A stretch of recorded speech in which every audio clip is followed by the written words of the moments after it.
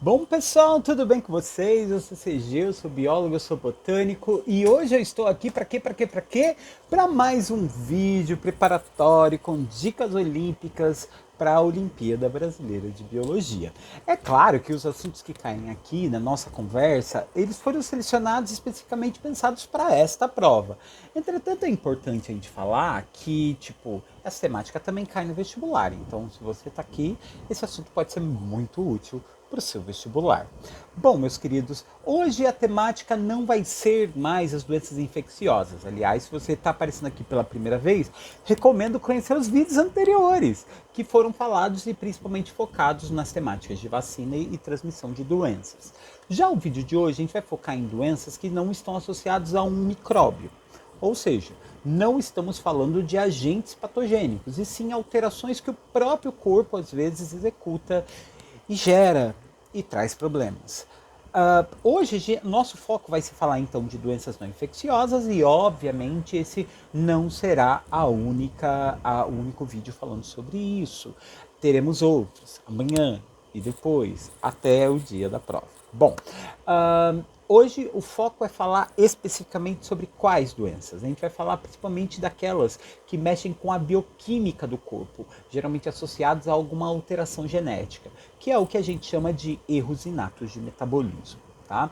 Caem com uma certa frequência nessa prova e também caem no vestibular, principalmente com uma temática numa pegada assim, biologia tecnológica, engenharia biotecnológica, DNA recombinante, enfim, essa coisa da biologia mais modernosinha. Bom, vamos lá. Se você chegou aqui, por favor, já curte o vídeo, já passa para alguém. Tá vendo um drive aqui embaixo? Esse QR Code aqui te leva para um drive. Lá tem materiais, tem as provas anteriores, vai achar um monte de coisa para você estudar, não só para a OBB, mas para outras Olimpíadas e também, claro, para vestibulares. Tá? Aqui do lado vai estar todo o PowerPoint com todo o material que você pode pausar a hora que você quiser. Eu provavelmente vou sair fazendo alguma vareta, mas enfim, você pode usar como você quiser, porque aqui tudo o rolê é de graça. Quem me paga é o YouTube. Assim que o canal monetizar, porque até agora não rolou, mas estamos na luta. Bom, vamos seguir aqui. Doenças infecciosas. Como eu falei para vocês hoje, a temática vai ser voltada a falar dos erros inatos de metabolismo. O que seria um erro inato de metabolismo? É quando o teu organismo apresenta um erro na fabricação de uma determinada substância e isso leva a uma rota alterada metabólica. Como assim? Imagina só a seguinte situação. Nasce esse bebê lindo, fabuloso, CG, bonito, lá em 1982, faz a conta e descobre minha idade. E aí, esse lindo bebê tem no DNA dele um erro genético. Se esse erro genético não for investigado, pode fazer com que qualquer comida que entre dentro do meu corpo gere algum componente tóxico. Ou essa substância pode então se acumular no meu organismo e eu ainda na forma de um bebezinho posso ganhar uma doença congênita, uma doença que vai ser adquirida nos primeiros momentos de vida e ser levado adiante para o resto da vida. Por isso, muitos dos erros inatos são diagnosticados através do exame do pezinho, onde o que é feito?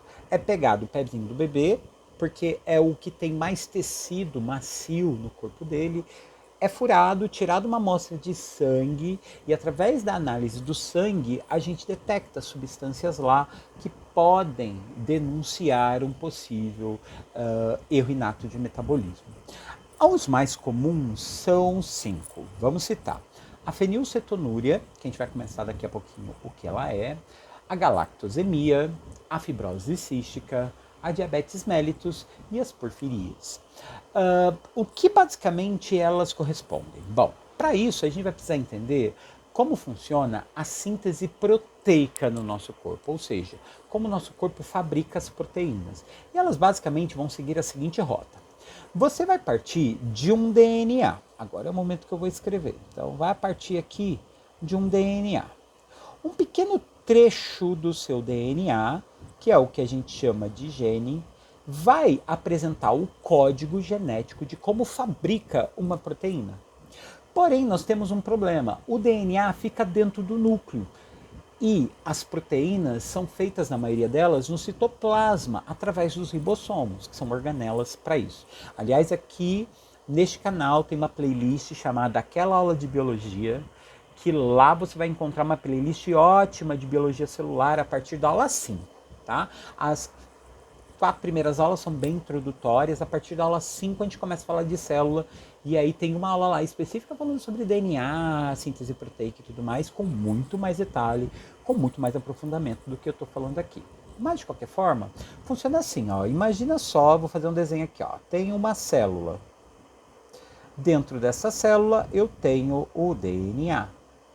O DNA apresenta o código para fabricar todas as proteínas do corpo, só que ele não sai desse núcleo, raramente.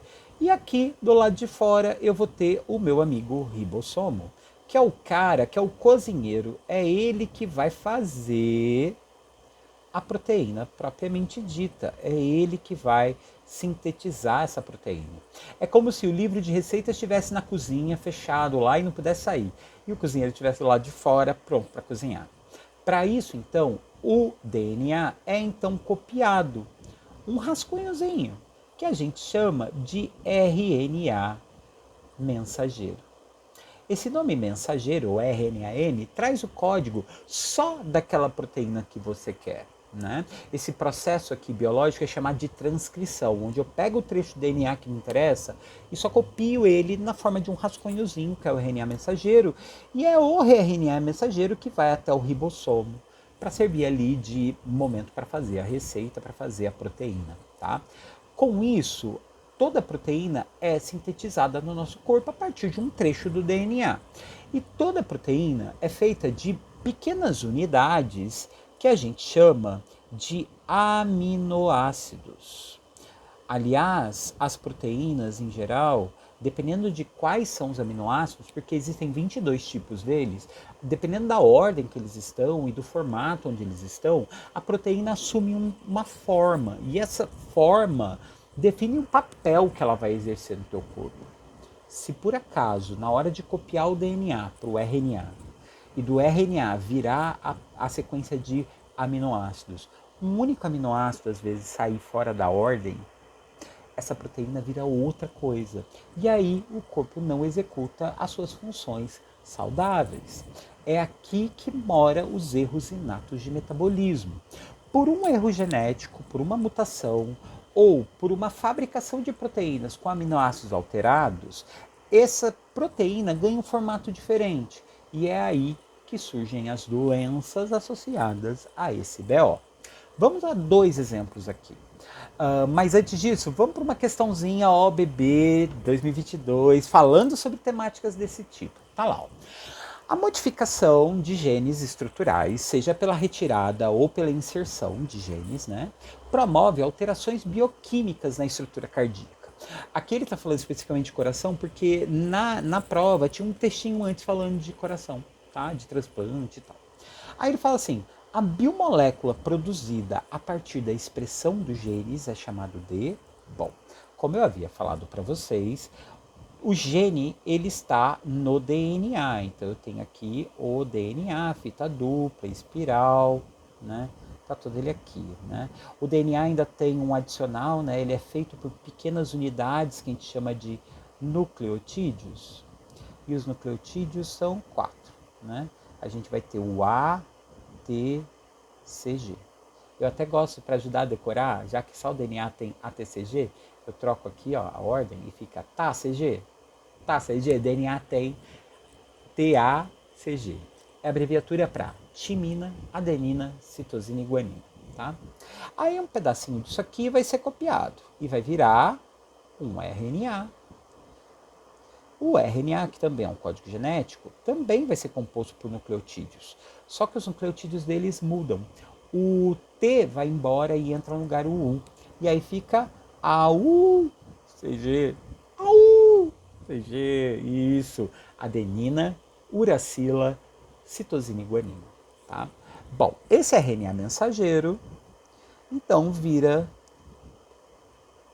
a receita para fabricar as proteínas, né? Para fabricar cada um dos aminoácidos que vão ficar na sequência lá da proteína. A pergunta é, Através da expressão do gene. O que é feito? RNA. Então a alternativa correta é o RNA. Né? Proteínas acabam ser feitas só lá no final. Né? Agora, quem é feito diretamente é o RNA. Então a alternativa C. Vamos lá, vamos falar um pouquinho da fenilcetonúria, né? É uma doença que ela recebe esse nome de fenilcetonúria. Úria tem a ver com a urina, tá? E tem a ver com o fato da pessoa que tem essa doença eliminar na sua urina uma substância, mais exatamente um aminoácido, que é a fenilalanina. Bom, onde que vai estar esse aminoácido? Como toda proteína, as proteínas vão ser geralmente produtos de origem animal. Então, quando você come carnes, qualquer tipo de carne, ovos, qualquer tipo de ovo, leite, qualquer tipo de leite, que são produtos de origem animal, elas vão ter lá na sua fórmula proteínas e dentro das proteínas vai ter a fenilalanina. Numa pessoa saudável, quando você come essa proteína, no seu estômago, essas proteínas são quebradas em aminoácidos. E isso é então levado para o seu sangue, através da absorção intestinal. Lá no teu sangue, a fenilalanina é transformada em um outro aminoácido, que é a tirosina. E isso é o normal a se acontecer no nosso corpo. A gente consome a fenilalanina em produtos de origem animal e isso dentro da gente vira tirosina, que é um outro aminoácido. Quem faz isso? Uma enzima chamada fenilalanina hidroxilase. A pessoa com fenilcetonúria não tem o trecho de DNA que fabrica tal da enzima fenilalanina hidroxilase. E aí o que acontece? Toda a fenilalanina que você come continua sendo fenilalanina. E aí surgem os problemas. A situação saudável é essa, né? Tipo, você consome e vira tirosina. Quando você fica doente por falta da fenilalanina hidroxilase, essa substância se acumula dentro de você e vai desencadear todos os problemas de saúde associados a elas. Geralmente vai envolver alteração cerebral, problemas de desenvolvimento e tudo mais. E aqui mora um BO enorme, porque se você nasce com esse problema, né, ele é congênito, e a primeira alimentação que o bebê tem é leite materno é pura proteína, né? O que fazer nessa situação, né? Por isso a necessidade, nas primeiras horas de vida, executar o exame do pezinho. O exame do pezinho vai diagnosticar e aí automaticamente eu tenho como substituir a alimentação do bebê, do leite materno, por um outro suplemento equivalente com proteínas, mais pobre em fenilalanina, para não correr o risco dessa substância se acumular dentro do bebê, pelo menos não acumular antes que seja tarde, né? Um detalhe legal para se falar é que isso é uma característica genética. Então, ela é passada geneticamente. Então, dependendo, dá para se prever a possibilidade de nascer um bebê com fenilcetonúria se você conhece a árvore genealógica da família. E aí surgem as questões de genética que podem cair na OBB. No caso da fenilcetonúria, ela é determinada por um gene que é recessivo. Ou seja, é um trecho de DNA que é o errinho lá. Ele pode pular gerações, por isso esse nome recessivo, né? Ele entra em recesso, ele entra de férias. Já os indivíduos saudáveis, né? Eles vão eles vão apresentar o gene errão, que é aquele que fabrica a tal da enzima normal. Se os pais forem errinho, que é o heterozigoto, todos eles vão ter o errinho, que é a possibilidade de passar para os filhos esse gene doente. E aí qual é a grande questão? Um casal que seja ambos heterozigotos tem a chance de passar isso para um filho, e se o filho for errinho, ele é portador da doença. Né? Não é nem doença nesse caso, né? A gente fala que é um distúrbio, é um erro inato. Né? E aí esse indivíduo, obviamente, para todos os filhos que ele for ter na fase adulta, ele vai passar esse errinho, e aí é assim que esse gene permanece na população, tá? A outra doença que a gente poderia falar, o outro distúrbio, é a galactosemia. A galactosemia, esse nome vem emia, sangue, galacto, de galactose. A galactose é uma substância, é um carboidrato da mesma família da glicose, por exemplo, e que obviamente está em produtos do nosso dia a dia, que são carboidratos, seja o leite, seja numa série de outros componentes que entram nessa categoria de carboidratos. Também são substâncias que devem ser evitadas pelo bebê. E qual é a grande questão? A galactose está no leite. E o que acontece no nosso dia a dia? Bom, vamos lá. No nosso leite, nos leites de vaca também, a gente vai ter um carboidrato que a gente chama de lactose. A lactose é uma molécula composta de duas partes. Aqui no desenho, como vocês podem ver aqui no alto, eu fiz o desenho. Ó. Em verde, a primeira metade é a substância que a gente chama de galactose. E em rosa, a glicose. Toda vez que a gente come um carboidrato em geral vira energia dentro da gente.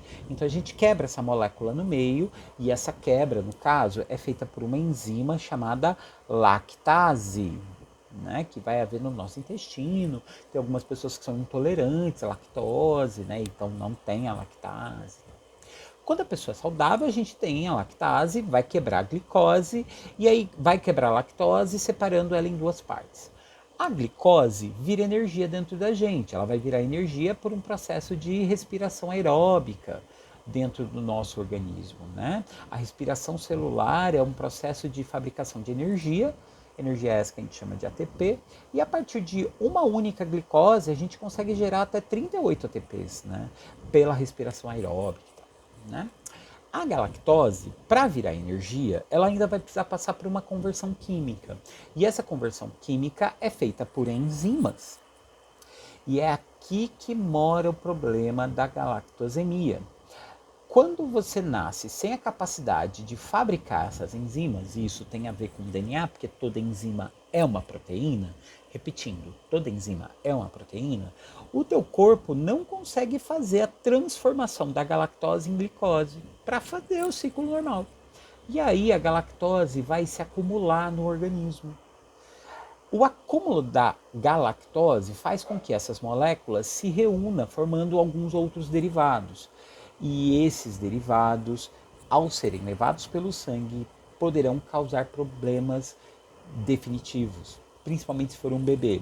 Quais? Danos cerebrais, porque ele vai provocar inchaço no tecido nervoso, e catarata. Né? Catarata é o espessamento da pele, né, da córnea, que é aquela pele que recobre o olho, né, humano e tal, e que garante uma boa visão. Ou seja, a galactosemia, se não for diagnosticada via exame do pezinho e o bebê continuar recebendo leite, ele pode ficar cego, né? Por isso da necessidade de fazer o exame do pezinho.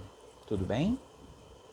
Bom, seguindo adiante, temos aqui algumas questões que têm super a ver com essa temática também da OBB. Essa aqui eu peguei lá da OBB de 2016.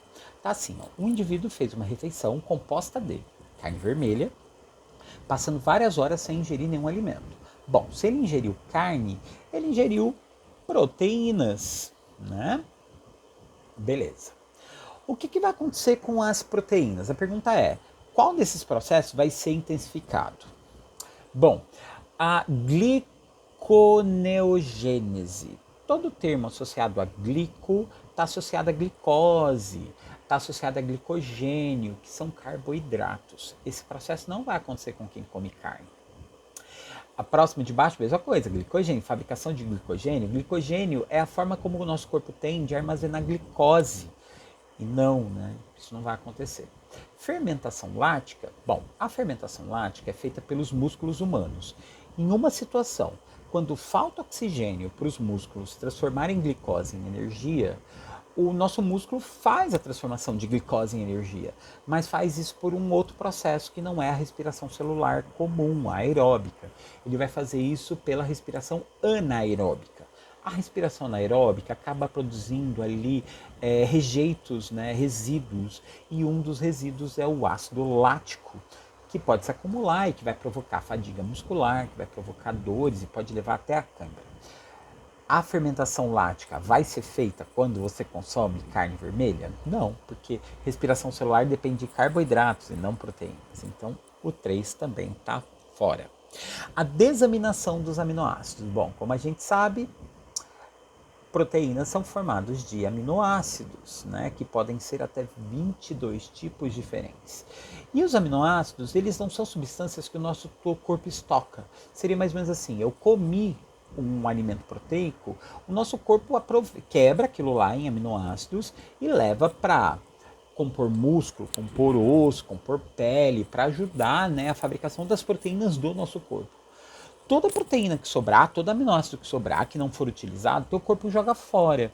E aí o que ele faz? Ele converte essas substâncias nos chamados compostos nitrogenados.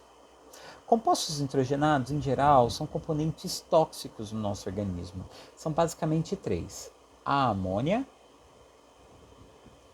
que é um composto que na fórmula tem nitrogênio, a ureia e o ácido úrico.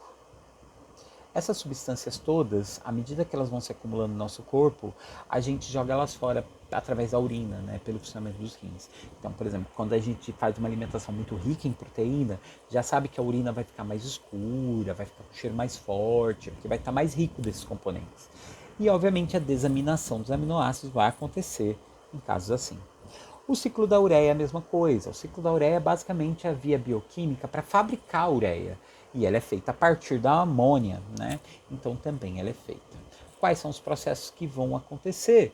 Bom, basicamente o 4 e o 5 com certeza. Isso exclui a alternativa E, exclui a alternativa A, exclui a alternativa B. Agora a gente precisa ver o que mais que vai ser feito, né? Vai ser feito a gliconeogênese ou vai ser feito a formação de glicogênio? Toda vez que a gente consome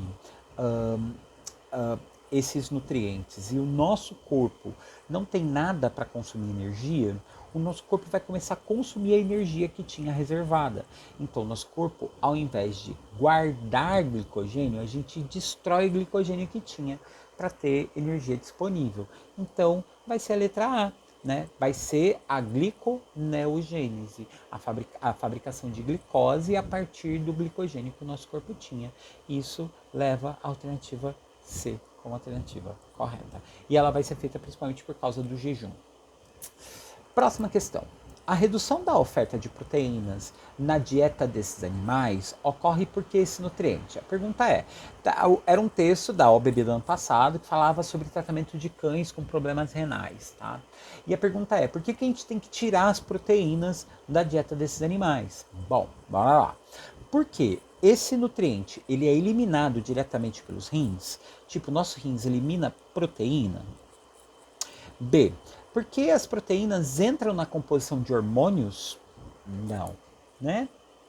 Até tem alguns hormônios que são feitos baseados em proteínas, mas não é o caso daqui, do motivo. C, porque proteínas formam anticorpos específicos? Bom, anticorpos são substâncias de defesa, são até feitos de proteína, mas não tem nenhuma relação. D, podem ser convertidos em glicose, promovendo uma diabetes? Não, né? Não tem nada a ver. Proteína é proteína, é alimento construtor, diabetes tem a ver com carboidratos. E a letra E, toda proteína é composta por aminoácidos que, quando degradados, aumenta a concentração dos excretas nitrogenados. Então essa é a correta.